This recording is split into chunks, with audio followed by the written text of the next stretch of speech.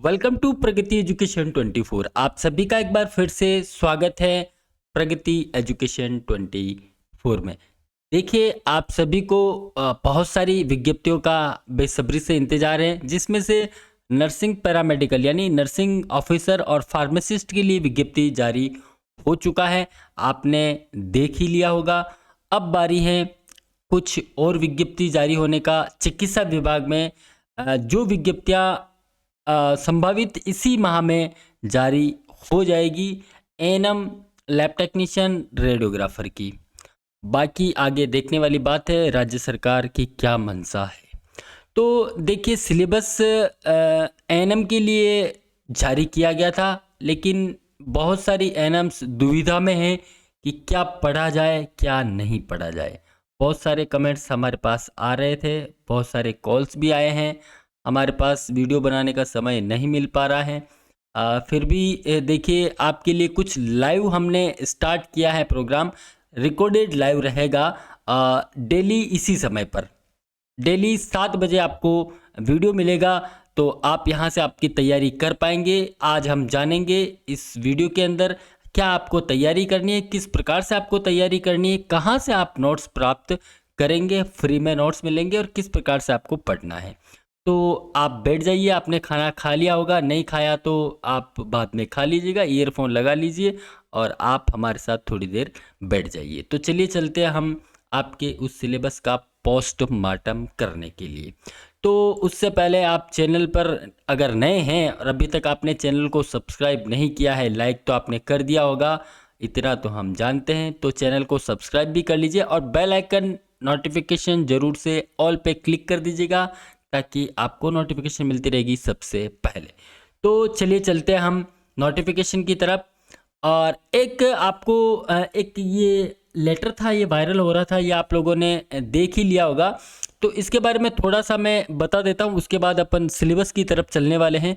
देखिए, महिला स्वास्थ्य कार्यकर्ता के 1155 पदों पर भर्ती किए जाने की माननीय मुख्यमंत्री महोदय द्वारा घोषणा की गई है, जिसमें राजस्थान चिकित्सा एवं स्वास्थ्य अधिनियम सेवा नियम 1965 यथा संशोधित नियम में उपलब्ध प्रावधानों के अंतर्गत रायसेन जयपुर द्वारा ऑनलाइन परीक्षा के माध्यम से, देखिए ये आप पढ़िएगा एक बार, रायसेन आपका एग्जाम करवाने वाला है। मैं एएनएम की बात कर रहा हूं, महिला स्वास्थ्य कार्यकर्ता की, जिसकी विज्ञप्ति 1155 पदों पर आने वाली है। लेकिन देखिए, जो नियमों का हवाला दिया है यहाँ पे, रायसेन जो है जयपुर, वो इसका एग्जाम करवाने वाला है, ये आपको भली भांति पहले से विदित है। तो रायसेन जयपुर द्वारा ऑनलाइन परीक्षा के माध्यम से अनुभव आधारित बोनस अंक दिए जाकर भर्ती की कार्रवाई की जा रही है। ये आप सॉरी, ये आप नोट कर ले। यानी कि रायसेन एग्जाम करवाने वाला है ऑनलाइन, यानी कि आपका ओएमआर सीट पे एग्जाम नहीं होने वाला है, ऑनलाइन कंप्यूटर पे आपका एग्जाम होने वाला है। और अनुभव आधारित बोनस यानी कि 10, 20, 30 का इसमें लाभ मिलने वाला है। जो पहले से कार्यरत एएनएम है, जो एएनएम के पद पर पहले से, चाहे यूटीबी हो, चाहे पीपीपी मोड हो, एनजीओ या जिसके भी थ्रू जो भी विज्ञप्ति आएगा उसमें क्या मेंशन रहता है उस पर डिपेंड करेगा। तो आप ये समझ जाइए कि लिखित परीक्षा तो होनी ही है, यानी कि रिटर्न एग्जाम तो होना ही है। ऑनलाइन परीक्षा यहाँ पे इन्होंने लिख दिया है, तो रिटर्न एग्जाम जो है वो होगा और उसके साथ आधारित अनुभव आधारित बोनस आपको मिलने वाले हैं। तो इसके बारे में ये डिटेल है, ये आपने पहले देख लिया होगा, इसका वीडियो हम पहले बना चुके हैं। तो 1155 पदों पर ही है। आगे ये उल्लेख किया है कि देखिए, ये जो प्रोसेस है, प्रक्रिया दिन है, लेकिन विभाग ने महिला स्वास्थ्य कार्यकर्ता के 1569 रिक्त पदों की भर्ती प्रक्रिया में सम्मिलित किए जाने हेतु पत्रावली वित्त विभाग को प्रेषित कर दी गई है। यानी कि इसमें और भी पद बढ़ने की संभावना है। यानी कि लगभग अगर मैं बात करूं तो 2724 2724 पदों पर यह भर्ती आने वाली है। तो इसी के बारे में हम बात करने वाले हैं। एग्जाम ऑनलाइन होने वाला है और रायसेन इसमें माहिर है ऑनलाइन एग्जाम करवाने में। अब दुविधा ये रहेगी कि ऑनलाइन एग्जाम, एएनएम को कंप्यूटर का नॉलेज कम रहता है, तो किस प्रकार से एएनएम इसका एग्जाम देगी, उसका भी हमने जुगाड़ किया है। तो जब प्रगति एजुकेशन के साथ है तो आपको कोई भी टेंशन लेने का ज़रूरत नहीं है। तो उसके बारे में हम सारी आज हम बात करने वाले हैं। तो चलिए चलते हैं हम, आप जिसके लिए यहाँ आए हैं। सबसे पहले हम बात कर लेते हैं, देखिए राजस्थान एएनएम भर्ती लिखित परीक्षा। सिलेबस आप लोगों ने भली भांति पहले देख ही लिया है कि किस प्रकार से आपका सिलेबस आने वाला है। ये सिलेबस देखिए 3 भागों में विभक्त किया गया है। फर्स्ट में देखिए आपको दिया है सरकारी योजनाएं। मैं थोड़ा सा इसका कलर चेंज कर लेता हूं ताकि आपको थोड़ा सा दिखे। मुझे पता है आप लोग मोबाइल में भी देख रहे हैं बहुत सारे, तो सरकारी योजनाएं, माउस, सरकारी योजनाएं जो है यानी कि फ्लैगशिप योजनाएं के बारे में, जो प्रोग्राम से कार्यक्रम, जो ऑर्गेनाइजेशन संस्था है, सामुदायिक स्वास्थ्य है, विवाह अधिनियम आदि। एक पार्ट तो आपका ये रहने वाला है। दूसरा पार्ट रहेगा आपका राजस्थान का सामान्य ज्ञान, हिंदी अंग्रेजी भाषा व कंप्यूटर ज्ञान, इसके बारे में सेकंड पार्ट आपका ये रहने वाला है। और उसके बाद आपका रहेगा मिडवाइफरी स्वास्थ्य केंद्र प्रबंधन, यानी कि एक सब्जेक्ट आपका मिडवाइफरी रहेगा और दूसरे में रहेगा आपका स्वास्थ्य केंद्र प्रबंधन। यानी कि 2 सब्जेक्ट है ये जो आपने सेकेंड ईयर में स्टडी किए हैं, हेल्थ सेंटर मैनेजमेंट और मिडवाइफरी। ये दोनों सब्जेक्ट, यानी कि ये सब्जेक्टिव हो गया आपका जो आपने एएनएम में तैयारी की है, जब आपने स्टडी की है 2 इयर्स की, तब उसके अंदर आपने ये पढ़ा है मिडवाइफरी एंड स्वास्थ्य केंद्र प्रबंधन। बाकी जो रहा ये आपका अदर हो गया, आपके सब्जेक्ट से रिलेटेड नहीं है। तो ये आपको पढ़ना है, किस प्रकार से पढ़ना है, इसमें विस्तृत क्या पढ़ना है, उसके बारे में आगे हम जान लेते हैं। देखिए एग्ज़ाम जो है आपने पहले पढ़ लिया होगा, 100 नंबर का, यानी कि 100 क्वेश्चंस आने वाले हैं। मार्क्स कितना होगा वो डिसाइड अभी नहीं हुआ है, लेकिन 100 क्वेश्चन आपके आने वाले हैं। तो मैं अगर 70-30 का रेशियो लेता हूँ कि 70 जो परसेंटेज हैं वो आपका अगर ये सब्जेक्टिव हो जाता है तो बाकी बचता है आपका 30% ये वाला मैटर। देखिए 30% में ये आता है तो लगभग आप मान के चलिए कि इतना जो भी लिखा हुआ है इन सब में से कम 5-5 क्वेश्चन तो आपके आने ही वाले हैं।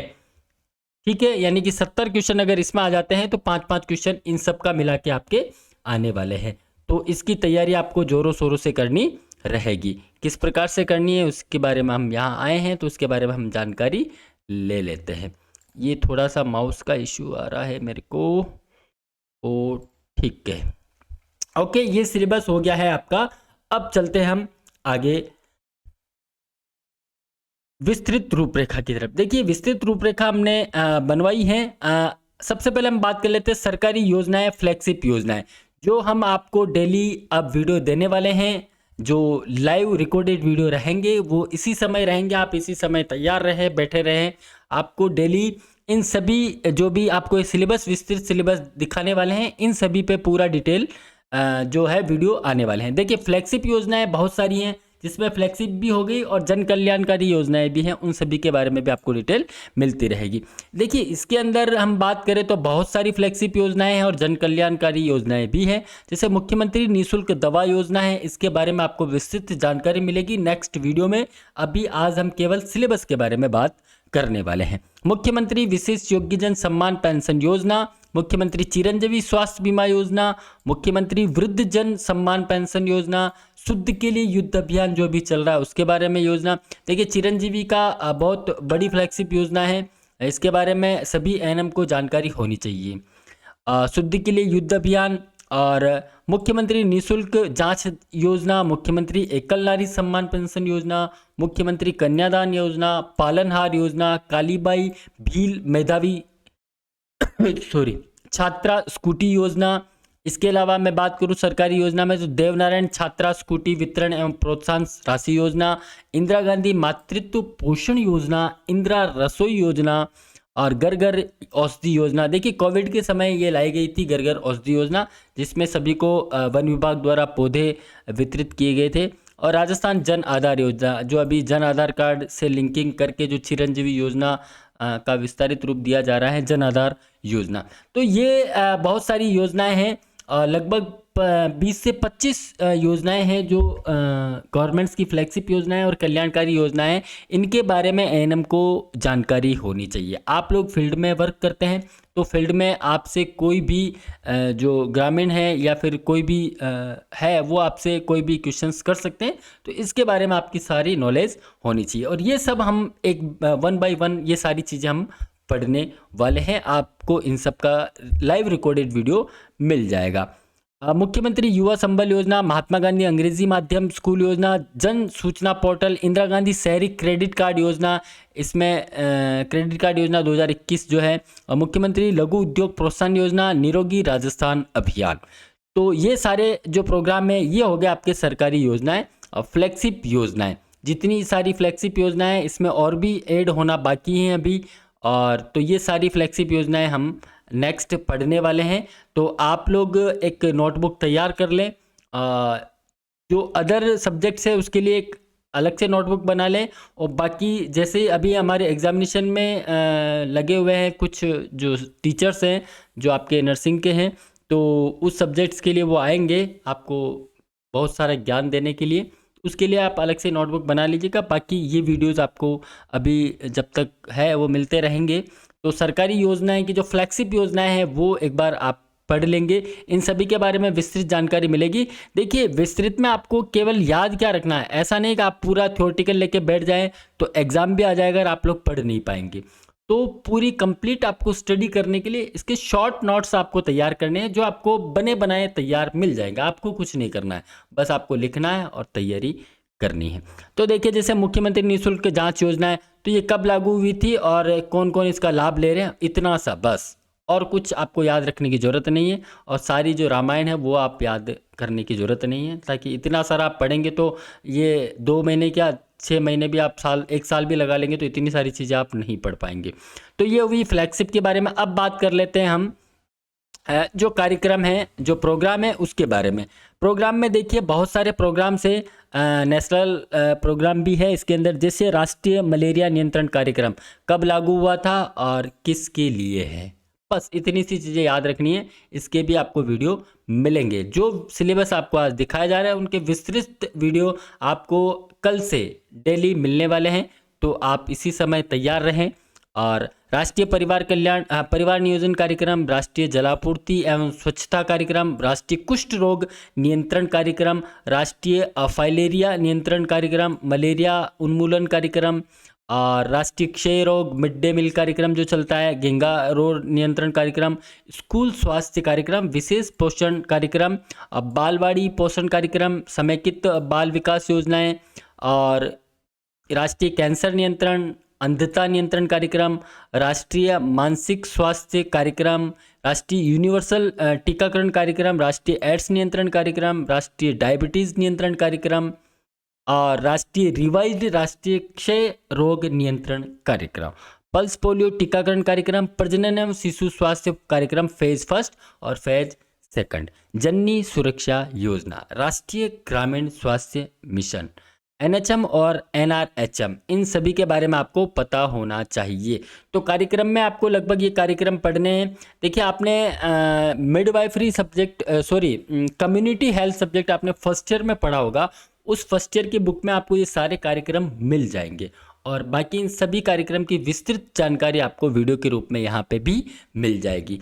तो अभी आप मोटा मोटी ये समझ लें कि आपको पढ़ना क्या है, और अगर आप पहले से तैयारी कर ही रहे हैं तो ये सब चीज़ें अगर आपकी कोई रह गई है तो ये सब चीज़ें एक बार आप अच्छे से प्रिपरेशन कर ले इसके बारे में, कि आपका कोई ऐसा पॉइंट है जो नहीं रह गया हो।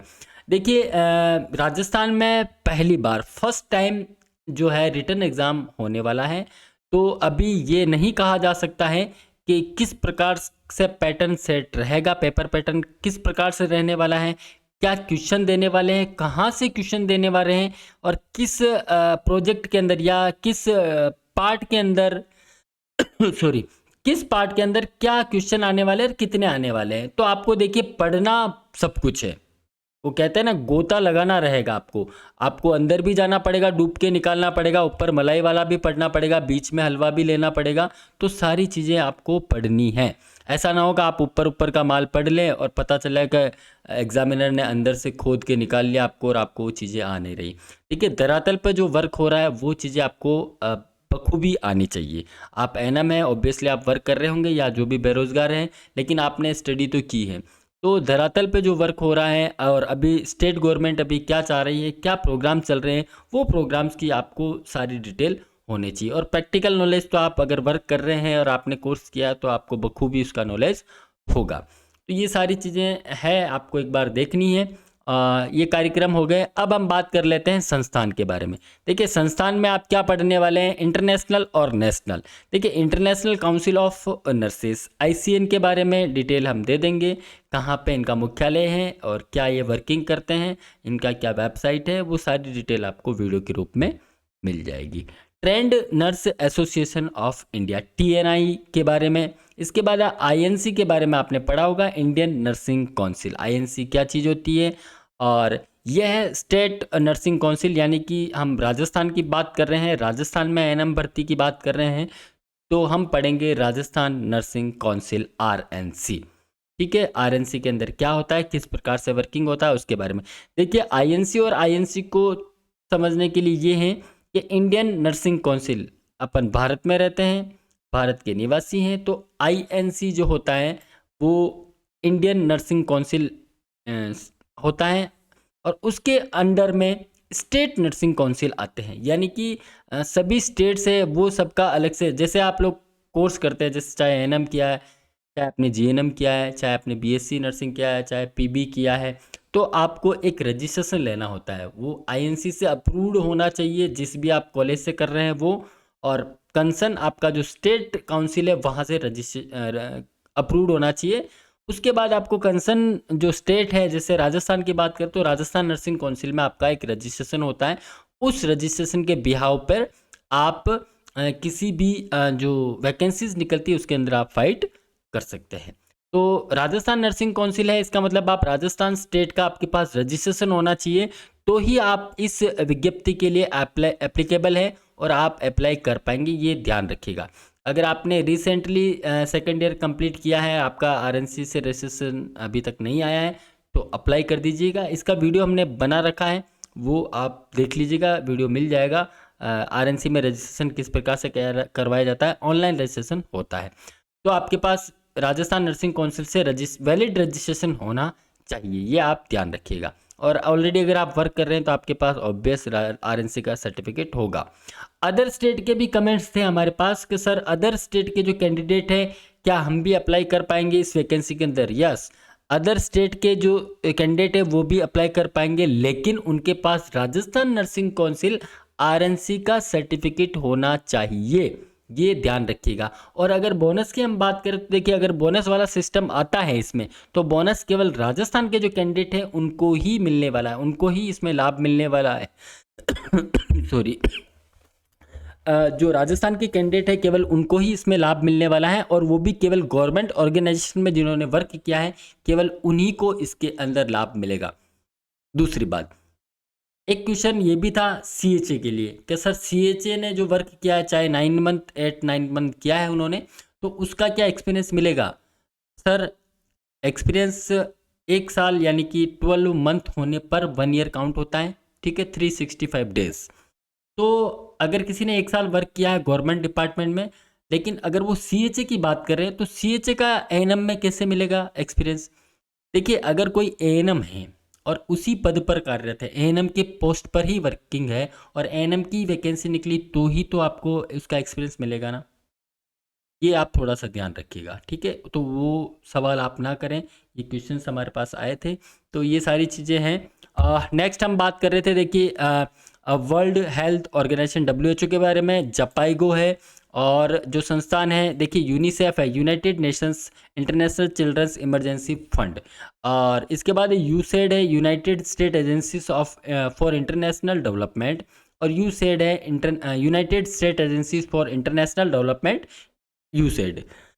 सॉरी, थोड़ा तबीयत ऐसा ही है, देखिए अभी मौसम ऐसा हो रहा है, तो आप लोग भी सावधानी बरतें, एग्ज़ाम में बहुत तैयारी करनी है आप लोगों को। ये संस्थान हो गया। इसके बाद हम बात करेंगे, देखिए CMHO क्या होता है ये आपको पता होना चाहिए, RCHO क्या होता है ना, CSC PSC क्या होता है, HWC क्या होता है, तो ये सारी चीज़ों का नॉलेज भी आपको होना चाहिए। बेसिक आपने कम्युनिटी जब पढ़ा होगा तो ये सारा चीज़ों का नॉलेज आपने ले लिया होगा। यानी कि अगर आप ANM है तो जो आप फील्ड में क्या वर्क करते हैं उसका आपको प्रैक्टिकल नॉलेज है, तो ये सारी चीज़ आपको अच्छी तरीके से पता होगी। यानी कि लेवल टू लेवल, यानी कि हायर टू हायर लेवल क्या होता है उसके बारे में आपको नॉलेज होना चाहिए। तो ये संस्थान के बारे में ये सारी चीज़ें आपके द्वारा पढ़ी जानी है, और इसकी वीडियो आपको बने बनाए मिल जाएंगे, तो टेंशन नहीं लेने का। विवाह अधिनियम के बारे में भी इसमें लिखा है। देखिए हिंदू विवाह अधिनियम 1955 है ना, इसके बारे में पूछा गया कि हिंदू विवाह अधिनियम क्या क्या है, तो उस हिंदू विवाह अधिनियम को भी हम लोग पढ़ने वाले हैं, उसका भी वीडियो आपको मिल जाएगा। तो देखिए हिंदू विवाह अधिनियम है, इसका आप समझिए कि लगभग 30 सेक्शन इसके अंदर हैं और पूरे भारत में ये लागू है।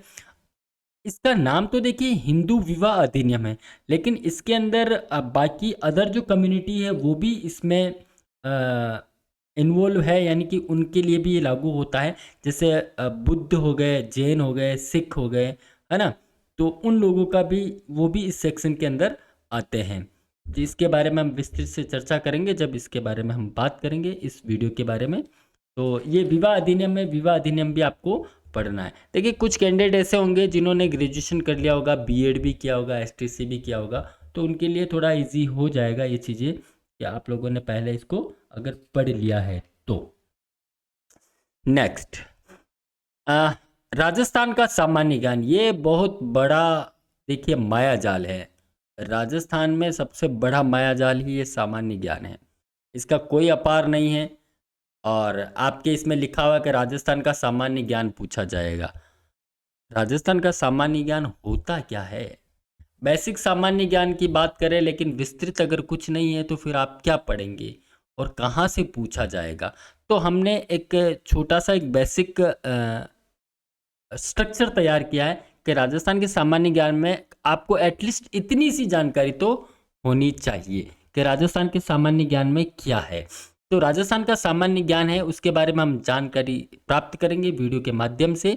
तो देखिए राजस्थान के सामान्य ज्ञान में सबसे पहले राजस्थान का सामान्य जानकारी जो होगी, बेसिक जानकारी, उसके बारे में डिटेल आपको होनी चाहिए। जिलों की जानकारी कितने हैं, क्या है ना, कब बना, बेसिक नॉलेज, केवल बेसिक नॉलेज। आपको केवल इसमें बेसिक में ही जाना है सामान्य ज्ञान में। राजस्थान का अगर आप जीके पढ़ने लग जाएंगे तो अपार है ना, बहुत गहरा कुआं है, आपको कुएं में नहीं कूदना, आपको ऊपर ही रहना, इसमें ये ध्यान रखिएगा, ठीक है।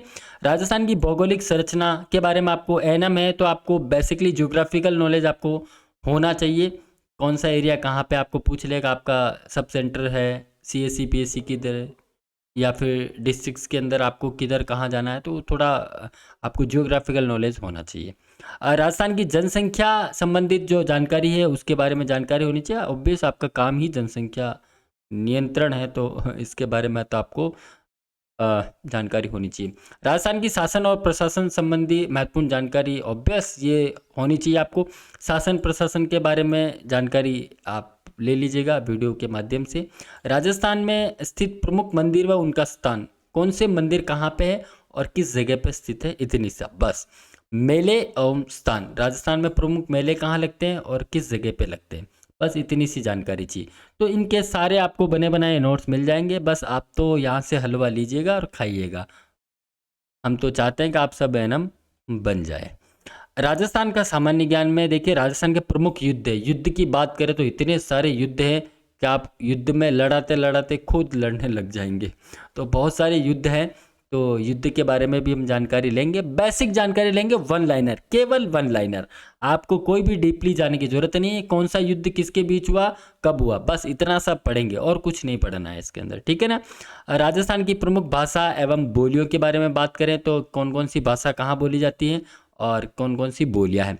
राजस्थान के प्रमुख लोक नृत्य हैं, उसके बारे में। राजस्थानी महिलाओं एवं पुरुषों के जो आभूषण हैं उसके बारे में, आभूषण के बारे में भी आपको जानकारी होनी चाहिए। सॉरी। राजस्थान के प्रमुख रीति रिवाज एवं प्रथाएं, क्या रीति रिवाज चलते हैं और क्या प्रथाएं हैं, उसके बारे में आपको जानकारी होनी चाहिए। देखिए तो सामान्य ज्ञान के बारे में हमने बस इतना सा निकाला है, ये इतनी सी जानकारी। ये जानकारी वैसे बहुत जानकारी, अगर आप पढ़ेंगे तो समय, देखिए आपके पास समय नहीं बचा है। आप ये समझिए कि आपके पास समय नहीं बचा है। आप केवल अगर ये इंतज़ार करें कि सर वैकेंसी कब आएगा, वैकेंसी अभी तक नहीं आया, तो आपको पता भी नहीं चलेगा वैकेंसी कब आ गया और कब उसका एग्ज़ाम डेट आ गई। तो आप लोगों को तैयारी वैकेंसी जो नोटिफिकेशन है उसको देख के नहीं करना है, आपको पहले से ही तैयारी रखनी है, समझे। अगर आप पहले से तैयारी रखेंगे तो फिर आपको पता रहेगा कि कौन सा ऑप्शन आपने नहीं पढ़ा या कौन सा पॉइंट नहीं पढ़ा, वही पढ़ना रहेगा ना, या फिर कौन सी और चीज़ें एक्स्ट्रा ऐड करनी है आपको।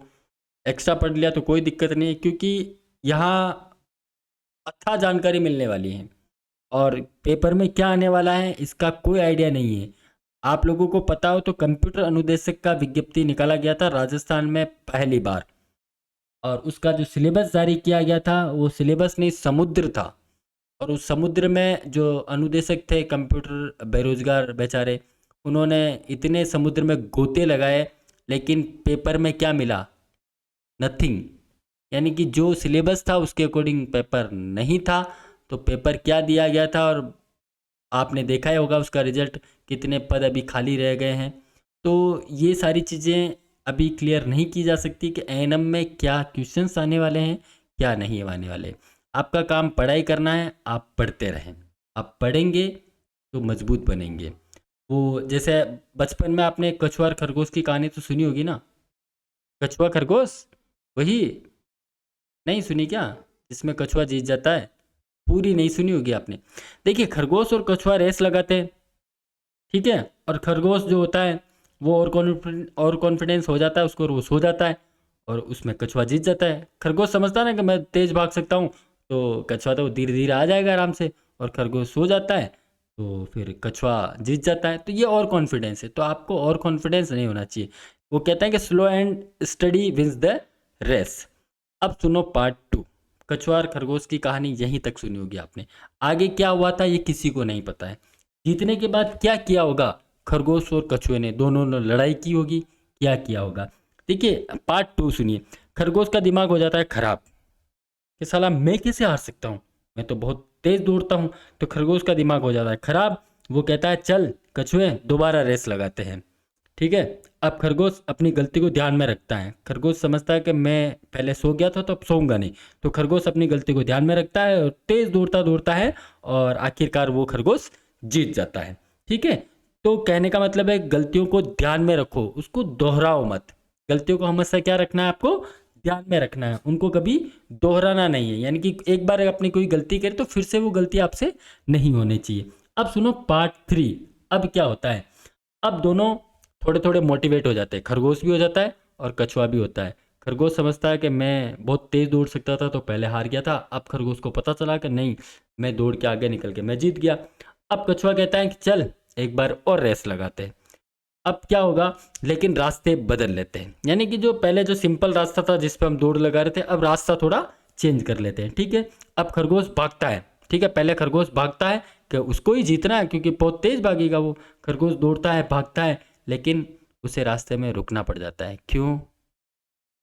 क्योंकि रास्ते में नदी आ जाती है। रास्ता जो चेंज किया था, रास्ते में नदी आ गई। अब खरगोश नदी में कैसे जाएगा? कछुआ धीरे धीरे पीछे से आ रहा होता है और नदी पार करता है और जीत जाता है, समझे। तो अपनी स्ट्रेंथ के अकॉर्डिंग अपनी स्ट्रेटेजी बनाओ, नहीं तो आपको हर कोई हरा के चला जाएगा। अब सुनो पार्ट 4 लास्ट। अब दोनों अच्छे दोस्त बन जाते हैं, क्योंकि दोनों को अपनी स्ट्रेंथ पता चल गई, अपनी वीकनेस पता चल गई। अब दोनों अच्छे दोस्त बन जाते हैं। एक बार फिर रेस लगाते हैं। दोनों कहते हैं कि चलो एक बार लास्ट रेस और हो जाए। तो एक बार फिर रेस लगाते हैं और रास्ता वही नदी वाला रहता है, ठीक है। अब जमीन जब है, जब तक नदी नहीं आती तब तक खरगोश दौड़ रहा है जमीन पर, खरगोश के ऊपर कछुआ। यानी कि जब खरगोश दौड़ रहा है तो खरगोश के ऊपर कौन रहता है? कछुआ बैठ जाता है और खरगोश दौड़ता रहता है। अब आ गई ये नदी। अब नदी में क्या होता है? कछुआ चलता है और कछुए के ऊपर खरगोश आ जाता है। यानी कि कम समय में दोनों आपस में मिलकर रास्ता पार कर लेते हैं।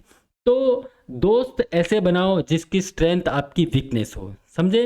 तो आप मोटिवेट भी रहोगे और रास्ता भी आसानी से पार हो जाएगा।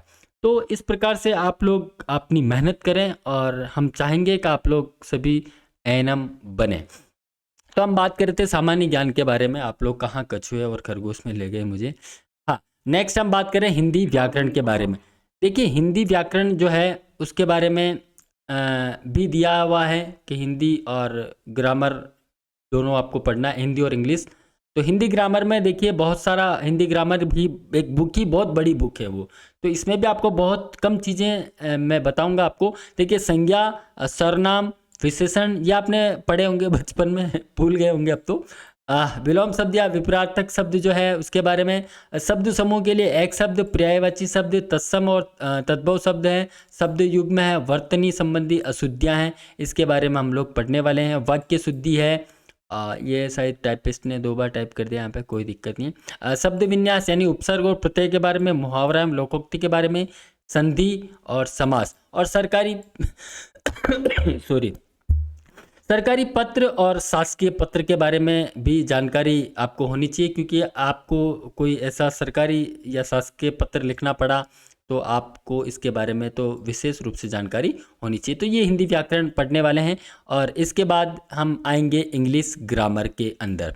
देखिए लगभग 19 पेज का मैंने बनाया था, 18 पेज पर हम पहुंच गए हैं। और ये synonyms, antonyms, one word substitution, idioms correctly spelled, है ना, हार्मोनियस वर्ड ऑप्शन, कंफ्यूज, ये सारी चीज़ें हम इंग्लिश ग्रामर में पढ़ने वाले हैं।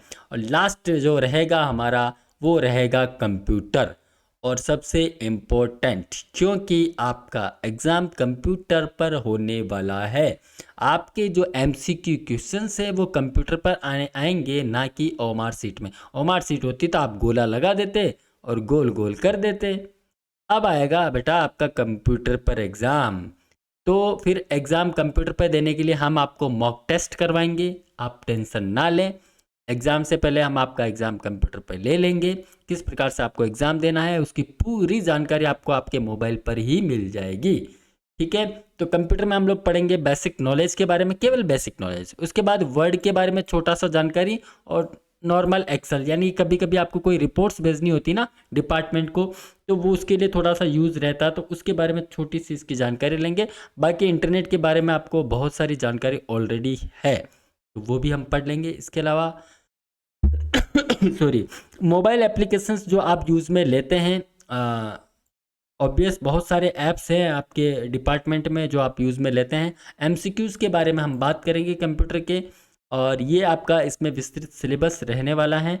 और किस प्रकार से देखिए आपका ऑनलाइन एग्ज़ाम होगा, क्या रहेगा, उसके बारे में हम पूरी आपको विस्तृत जानकारी देंगे। और डेली आपको इसी समय पर ये जो वीडियोज़ हैं इसके आपको मिलते रहेंगे। ये हमने एक रूपरेखा तैयार कर ली है कि किस प्रकार से आपको तैयारी करनी है।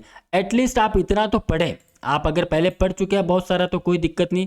देखिए 12:08 हो चुके हैं और अभी रात का समय है, रात को 12:08 पर मैं अभी आपके लिए वीडियो शूट कर रहा हूँ। तो इतना तो बनता है कि आप लोग पढ़ाई करें, है ना, अपनी काबिलियत को दिखाएं, अपनी काबिलियत पर विश्वास करें। अपनी काबिलियत पर विश्वास तू नहीं तो और कौन करेगा, मंजिल तेरी है उसके लिए मेहनत तू नहीं तो और कौन करेगा। तो आपको ही ये मेहनत करनी है, और आपका जो परीक्षा का परिणाम है वो सब देखना चाहते हैं। ठीक है, तो परीक्षा का परिणाम तो तब आता है जब आप परीक्षा देना सीख जाते हैं, तो वो भी हम आपको सिखा देंगे। और भी आपके कोई डाउट्स है तो आप कमेंट्स के माध्यम से हमें पूछ लीजिएगा, उसके बारे में हम आपको विस्तृत से जानकारी दे देंगे। और कृपया देखिए बहुत सारे आपके मैसेजेस, पता नहीं नंबर कहाँ से चले जाते हैं, कमेंट्स और मैसेजेस आ रहे हैं, तो देखिए सभी को जो रिप्लाई है ना वो देना संभव नहीं हो पाता है, और वीडियो टाइम मिला है तभी हम बना पाते हैं। तो ये थोड़ा सा आप देखिएगा, हमारे से जितनी भी हेल्प होगी वो हम लोग करेंगे। और बहुत सारे आपको फ्री नोट्स इसके सारे मिल जाएंगे। हमने एक वेबसाइट तैयार की है, नेक्स्ट वीडियो में हम उसके बारे में भी बता देंगे। उस वेबसाइट्स में आप जो भी हमारे ऑनलाइन यूज़र है उन सबको फ्री एक्सेस मिल जाएगा। बस आप आपकी ईमेल आईडी हमें मेल कर दीजिएगा, हमारे कमेंट्स में डाल दीजिएगा। आपकी मेल आईडी पे सारे नोट्स आपको फ्री में मिल जाएंगे विदाउट पासवर्ड के। तो आप वहाँ से एक्सेस करें, आप चाहे उसको प्रिंट करें, आप पढ़ें। हम चाहते हैं कि आप एनएम बने। तो ये सारी चीज़ें हैं, और चलिए मिलते हैं हम नेक्स्ट डे एक नए वीडियो के साथ। और जो सिलेबस है उसी के अकॉर्डिंग हम स्टार्ट करेंगे। जो सिलेबस आपको दिखाया उसी की रूपरेखा के अनुसार ये आप लिख लीजिएगा, और इसी के अकॉर्डिंग हम चलते रहेंगे। तो तैयारी जीत की, राजस्थान एएनएम भर्ती लिखित परीक्षा के बारे में। Thank you, love you all. बने रहिए आप हमारे साथ।